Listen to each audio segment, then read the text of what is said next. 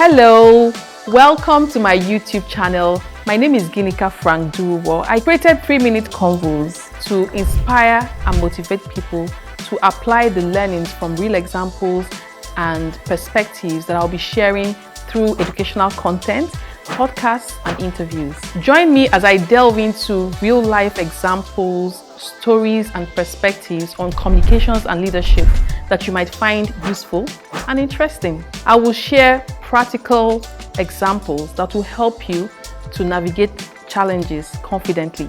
There is always something new to learn, so join me as we embark on this journey together.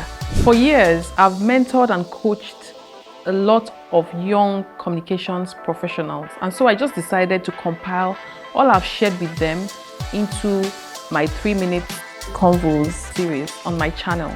Now let's set the context. You were recently hired as the new communications manager in the manufacturing or banking sector. You're new to the organization and you have limited experience. Do not panic.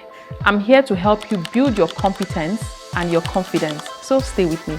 Inexperience can be a challenge for new communications managers. You'll be asking, how can I navigate this role? How can I build confidence and competence?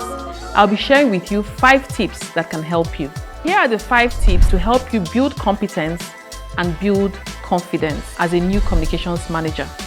The first is to embrace a growth mindset. The second is to focus on continuous learning. The third is to engage with your peers.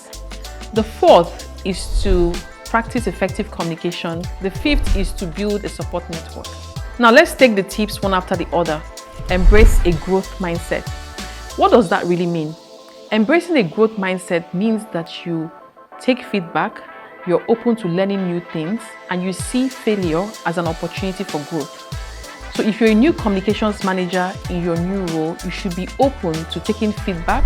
You should be open to learning new things. You should view failures and mistakes as opportunities for growth. Now, let me give you an example. You were recently asked to develop a communications plan for an initiative being announced by the company. You finished your communications plan and your boss asked you to make a presentation to the executive management. Now, while in that meeting, it is very possible that you would receive different types of perspectives and feedback on your work. My advice to you is not to take that personally. My advice is that you should take the feedback, learn from them, and see areas where you can improve. It's better to actually listen to what they are saying, understand their perspectives, and see if you can build that into your plan. And trust me, if you've taken all the feedback that you've received, you'll have a better plan. That is an example of how you can embrace a growth mindset. Now, the second tip is to focus on continuous learning. What this means is that in your new role, it's quite important that you take up training opportunities, attend workshops and seminars that are related to the type of work that you do. So for instance, you might see an ad for a conference on public relations or media management. It would be great to take up any of these and attend, and even just listen to others and learn from them. You can also invest in online training sessions. Those are very, very good as well. You can find some that are free online on YouTube. You can take those up, or if you have the resources to pay for other training sessions online, please do so. No knowledge is a waste. It will always help you in your job. Build a support network. That's the third tip.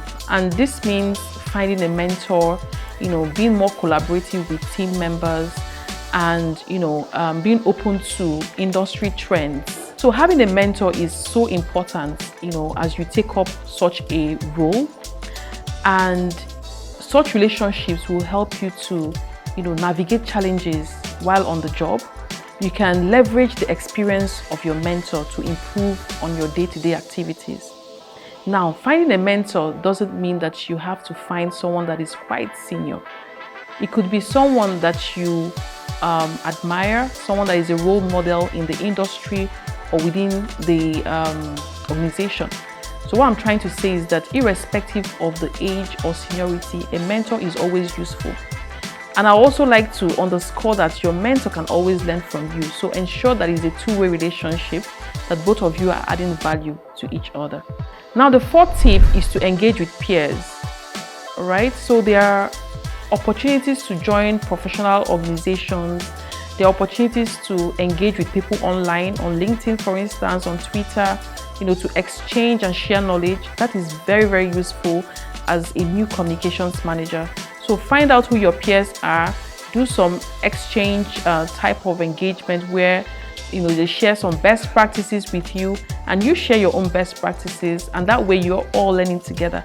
So, joining that group or being in an association, a professional association or organization will really help you as you navigate your new role. The last is to practice effective communication. Now, what makes an effective communication? It has to be clear, it has to be concise, it has to be complete, it has to be consistent, and it has to be courteous. So always ask yourself, when you're writing, when you're speaking, when you're listening, how do you do that? Are you effectively communicating what you really want to say? Is your message clear? Is it concise? Is it complete? What is your body language like? So as a new communications manager, it is so important to practice effective communication in your day-to-day engagement with stakeholders. So I hope that the tips I shared with you will be very useful to you, and I'll take them once again as I conclude. The first is to embrace a growth mindset.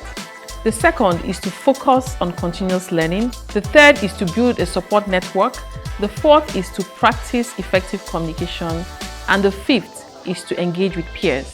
So until I come your way again, I hope you had a good time listening to this new manager hack. And let me know in the comments or send me an email if you have any questions, and I'll be so glad to respond to you.